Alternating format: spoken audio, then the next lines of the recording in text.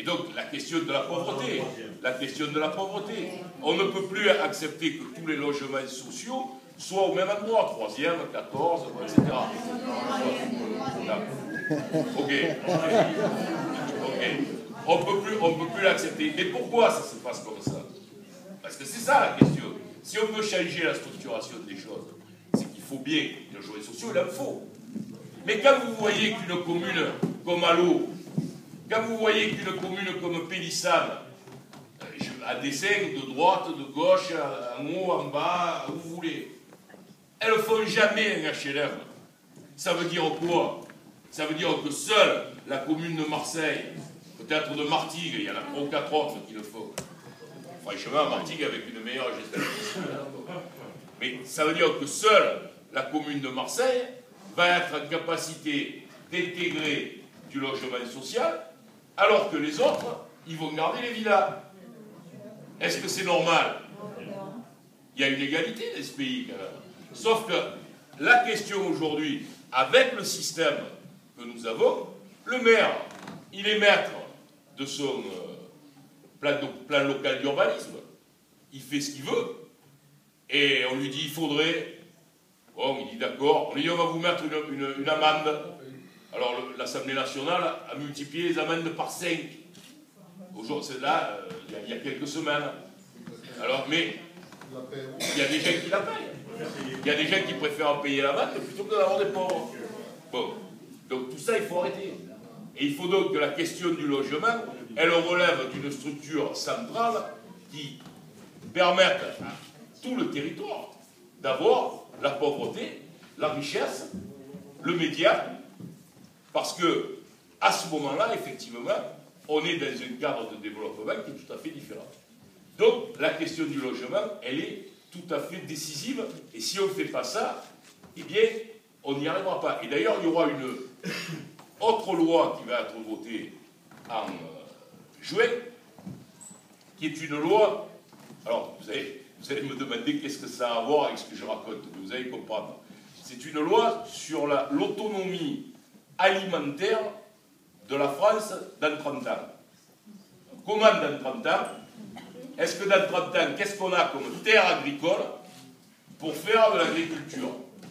Et aujourd'hui, on constate que si on laisse les communes qui vivent de la rente, c'est-à-dire celles qui ne vivent que de la vente des terrains, si on les laisse continuer, notamment dans la zone Velot, Salon, nord du département, si on laisse continuer à vendre les terrains agricoles pour en faire des villas, bien dans 30 ans, notre pays qui est autosuffisant en matière agricole sera obligé d'aller chercher ses tomates, ses salades, son blé, son soja, etc.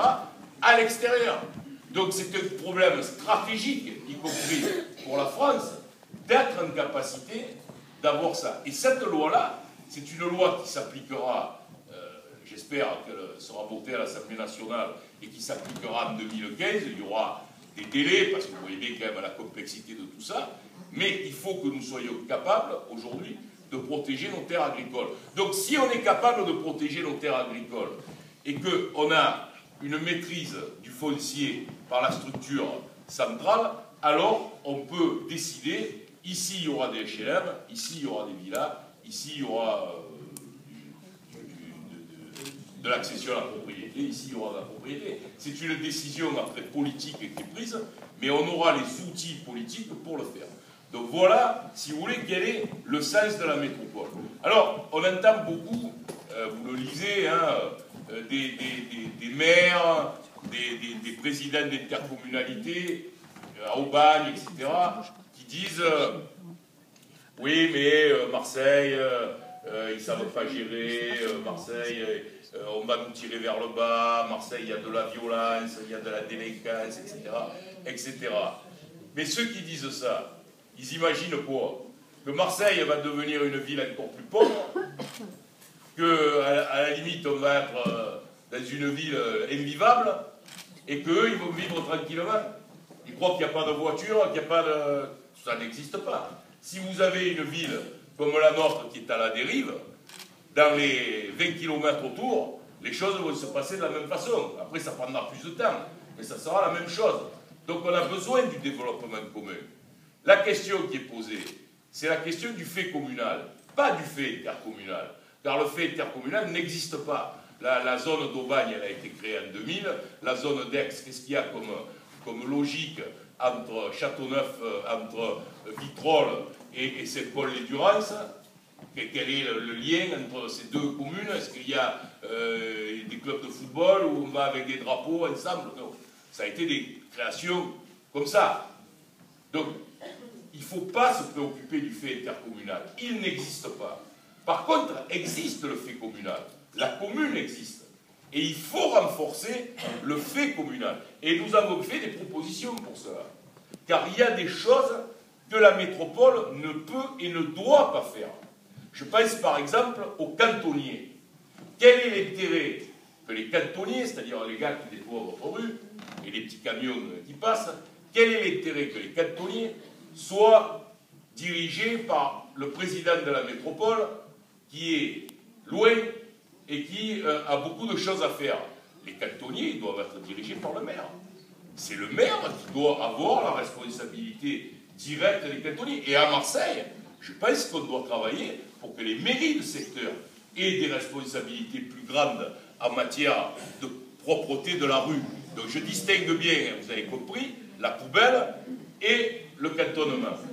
La voirie, quel est l'intérêt aujourd'hui d'une métropole comme Marseille, notre future métropole, et la responsabilité de la petite voirie, c'est-à-dire de la rue Loubon, de la rue Christoffol, de la traversée du village d'Oron, du devant de la mairie de Vitrolles? C'est une responsabilité municipale. Après, quand on parle des autoroutes, quand on parle des routes nationales, c'est autre chose. Mais quand on parle de la voirie que nous avons autour de nous, quel est l'intérêt que ce soit la métropole? Il faut revenir là au fait communal. Donc la proposition que nous faisons, c'est d'être dans tout ce qui est important pour le développement économique au niveau métropolitain, et tout ce qui est de la proximité, le ramener au niveau de la mairie. Donc c'est ça la proposition aujourd'hui qui est faite par le gouvernement, et que nous sommes en train de travailler pour essayer de l'améliorer, de la faire comprendre. C'est ce que je fais ce matin avec vous, parce que je pense que les Marseillais n'ont pas encore perçu la très très grande importance de cette réforme pour eux, qui est tout à fait décisive pour le développement de la ville dans les 20 ans qui viennent. Parce que si on ne fait pas ça, eh bien on n'aura aucun moyen de développement. Vous savez, la ville de Marseille elle-même, je ne parle pas de la communauté urbaine, excusez-moi le bruit de coup, la ville de Marseille elle-même, elle investira l'année prochaine 200 millions d'euros. C'est beaucoup, hein? C'est rien. C'est rien. À la dimension d'une ville de 800 000 habitants, c'est rien. Une école, ça vaut 10 millions, 12 millions. Donc vous voyez peu quelle est la marge. Bon, voilà. Donc on a besoin de cela. Donc voilà la première chose que j'ai faite à l'Assemblée nationale et dont je voulais vous parler, parce que je considère que c'est un élément tout à fait décisif.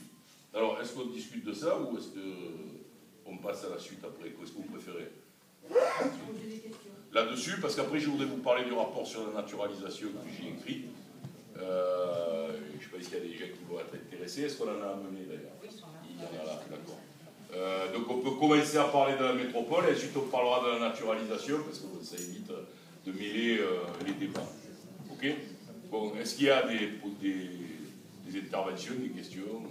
Allez-y, monsieur. Une question, monsieur. Moi, j'ai constaté que, en fait, quand vous nous parlez des amendes que vous infligez aux maires, c'est trop facile. C'est trop facile parce que c'est comme l'augmentation des cigarettes. Vous augmentez les cigarettes, mais les gens continuent à acheter.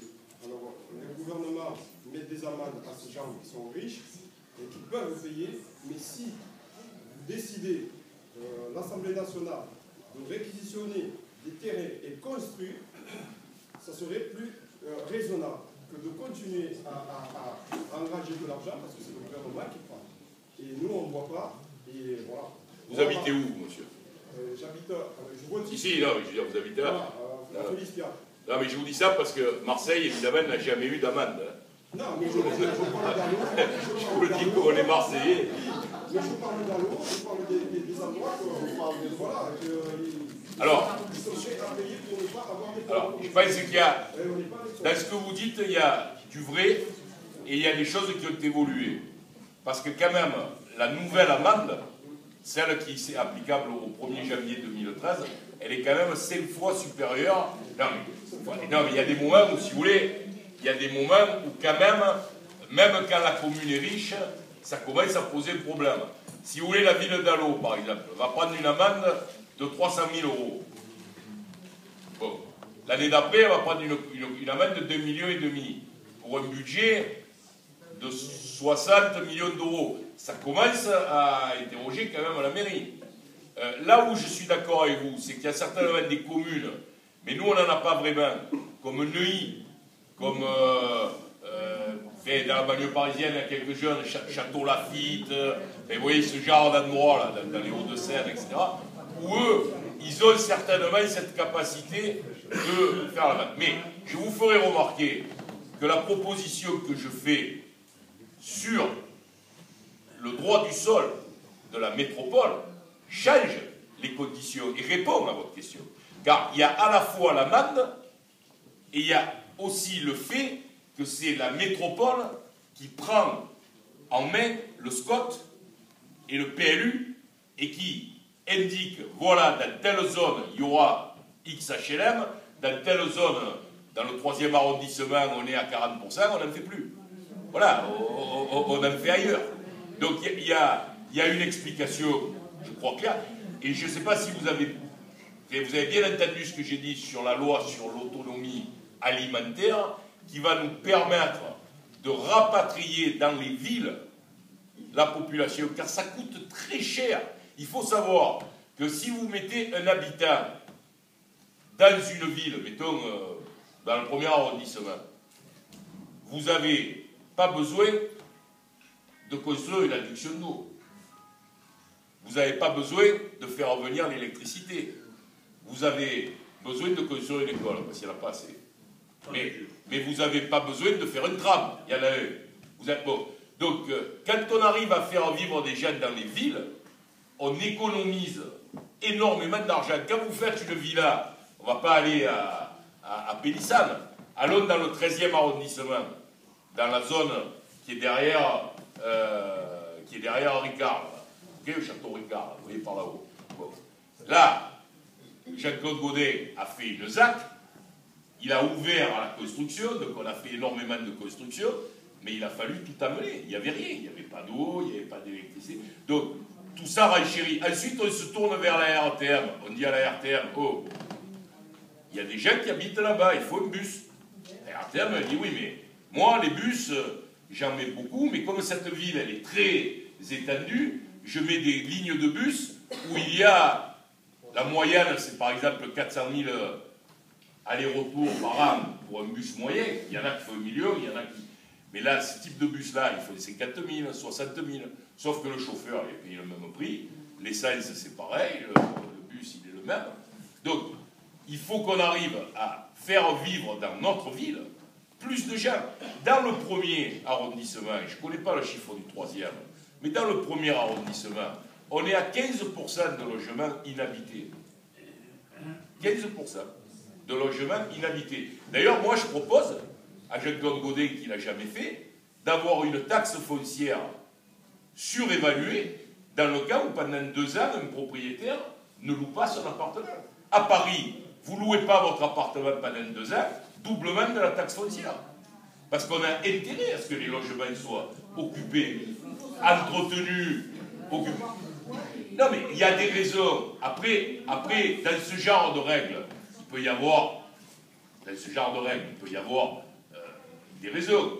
Vous avez un enfant de 20 ans, vous attendez qu'il revienne, vous ne voulez pas louer. Il peut y avoir des règles. Et quand vous arrivez à des chiffres comme 15%, c'est énorme. Ça veut dire que, écoutez, le 1er arrondissement, c'est simple. Dans le passé, en 79, il y avait 50 000 habitants. 50 000. Aujourd'hui, il y en a 44 000.